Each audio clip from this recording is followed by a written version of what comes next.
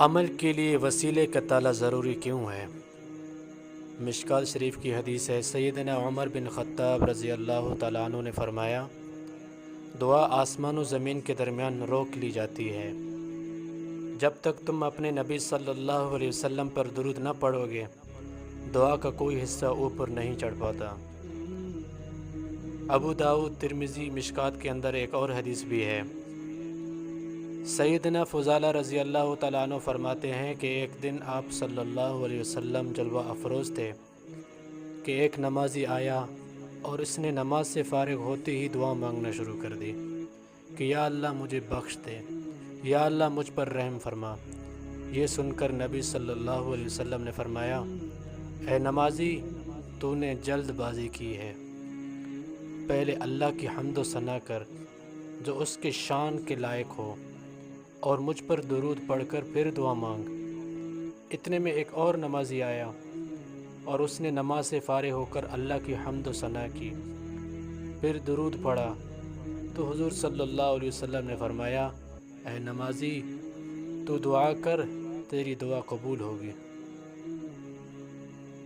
ملا علی قاری رحمۃ اللہ علیہ نے فرمایا کہ پہلے نمازی نے بغیر وسیلے کے دربار الہی میں سوال کر دیا تھا، حالانکہ سائل کا حق ہے کہ وہ اپنی حاجت دربار الہی میں پیش کرنے سے پہلے وسیلہ پیش کرتا، یعنی عمل کی قبولیت کے لیے وسیلے کا تالا ضروری ہے۔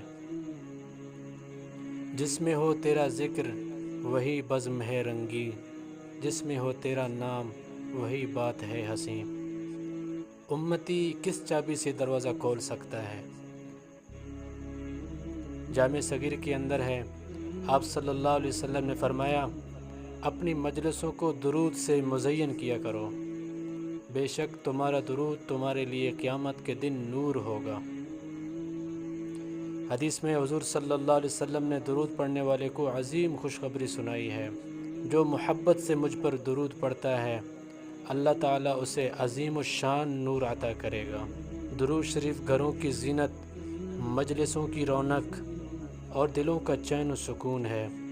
درود مفتاح الابواب ہے، یعنی دروازے کی چابی۔ من دق باب الکریم انفتح، جس نے سخی کا دروازہ کھٹکھٹایا تو وہ دروازہ اس کے لیے کھلے گا۔ ایسے ہی درود پڑھنے والوں کے لیے برکتوں، رحمتوں، مغفرتوں کے دروازے کھولیں گے، گھر اور ایمان محفوظ رہیں گے۔ ذکر خیر کے اندر آتا ہے، حضرت خواجہ توکل شاہ رحمۃ اللہ علیہ نے فرمایا کہ ہم نے دیکھا ہے کہ مصیبتیں اور آفتیں جب اترتی ہیں تو گھروں کا رخ کرتی ہیں، مگر جب درود پڑھنے والے کے گھر کی طرف آتی ہے تو وہ فرشتے جو درود شریف کی خدمت پر مامور ہیں، وہ اس گھر میں مصیبتوں اور آفتوں کو نہیں آنے دیتے، بلکہ ان کے پڑوس کے گھروں سے بھی دور پھینک دیتے ہیں۔